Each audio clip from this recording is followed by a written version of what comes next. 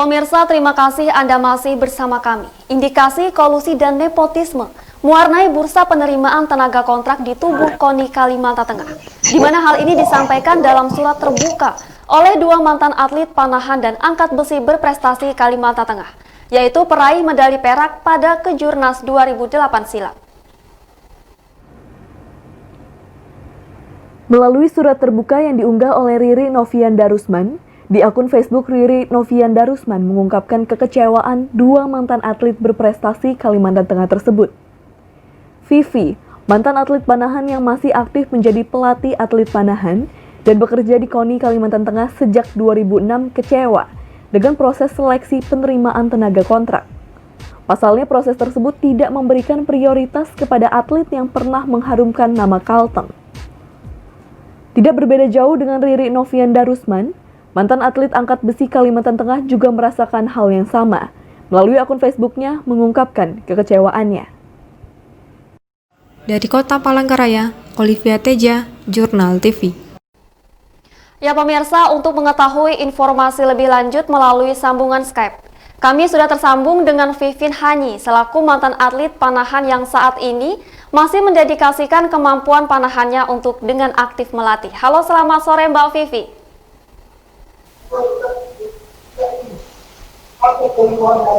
Apakah suara saya dapat terdengar secara jelas Mbak Vivi? Jelas. Baik, bagaimana kabarnya hari ini Mbak Vivi? Kabar baik. Baik Mbak Vivi, langsung saja Mbak. Dalam surat terbuka yang dibuat oleh Mbak Vivi dan Ririk Novian, kekecewaan seperti apa yang ingin diungkapkan Mbak Vivi? Terkait dengan penerimaan tes tekon di KONI Provinsi Kalimantan Tengah, tempat kami mengabdi selama ini, terutama saya selama kurang lebih 14 tahun, pada keputusan yang baru ini, tahun 2020 ini, ada penerimaan tes tekon yang menurut kami banyak kejanggalan, terutama pada mulai dari formasi dikeluarkan yang kami anggap tidak sesuai lah menurut kami, dan lagi ditambah lagi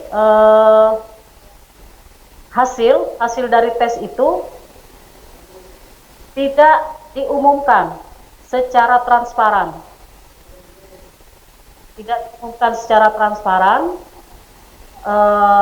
Hanya via telepon, bagi yang dapat itu ditelepon, diberi SK, dan lagi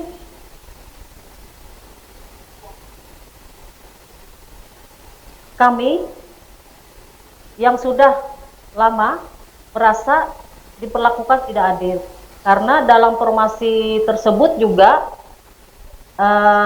formasinya untuk 11 orang. Baik. Baik Mbak Vivi, saya potong. Ya, lanjutkan Mbak Vivi. Ya.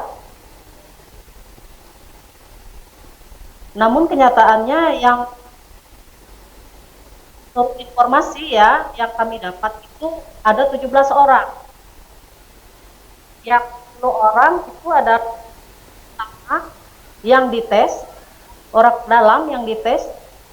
Yang selebihnya itu saya kurang paham juga, mungkin tidak melalui tes, sepertinya tidak melalui tes.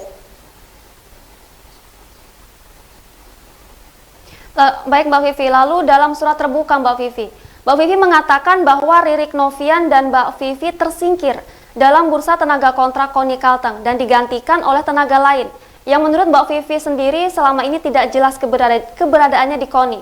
Bagaimana itu Mbak Vivi? Iya betul. Itu bukannya kita ingin ingin mendiskreditkan orang lain ya. Cuman kenyataannya itu memang yang ada itu memang tidak pernah melaksanakan tugasnya dengan baik. Bahkan cuman hadir, ada beberapa diantaranya yang cuman hadir hanya tanda tangan saja. Kalau waktunya mengambil gaji, tanda tangan. kalau bekerja tidak ada. Ya, baik Mbak Vivi. Lalu apakah keinginan ini sudah dikomunikasikan kepada pengurus KONI? Lalu bagaimana tanggapannya Mbak Vivi?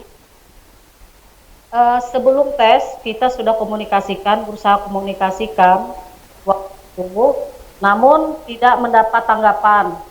Akhirnya kita membuat surat pertama kepada Ketua Umum KONI. Tidak ada tanggapan juga ternyata. Terus kita ikut tes. Setelah tes itu kita tunggu-tunggu untuk hasilnya, ternyata hanya menurut teman-teman yang dapat itu via telepon, dan di telepon datang ke kantor untuk bekerja. Jadi tidak ada ditempelkan, misalnya kalau katanya sistem ranking kan, katanya karena sistem ranking.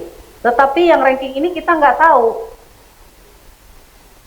Hanya saja yang menjadi yang menjadi unek-unek kita juga, karena ketika kita tahu staf KONI itu ada 17 orang, alasan mereka merekrut yang 11 orang itu, di formasi yang 11 orang itu kan karena tidak ada anggaran katanya, seperti itu.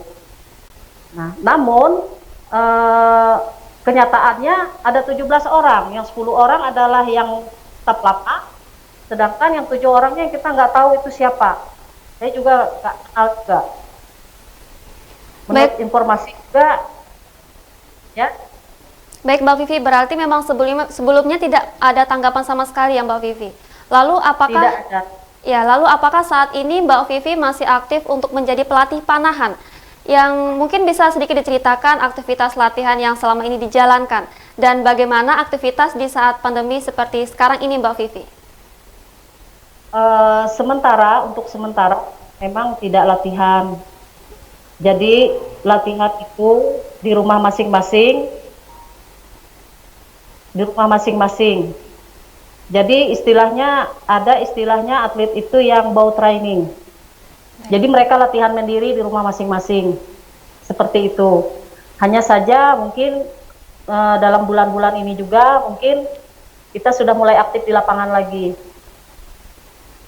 Ya, baik Mbak Vivi. Lalu terakhir Mbak Vivi, apa harapan Mbak Vivi sendiri untuk kedepannya nih bagi atlet-atlet yang berprestasi baik di saat mereka masih aktif untuk menjadi atlet dan setelah tidak aktif menjadi atlet Mbak Vivi? Kalau harapan saya untuk adik-adik yang masih aktif tetap semangat dan juga untuk instansi terutama induk olahraga seperti Pengprov maupun KONI itu harus lebih memperhatikanlah nasib atlet-atletnya. Jangan hanya saat berjaya disanjung-sanjung, setelah tidak berjaya seperti tidak ada harganya, seperti itu. Baik, terima kasih Mbak Vivi karena telah bersedia untuk tersambung dengan studio Jurnal Televisi. Selamat sore Mbak Vivi. Selamat sore.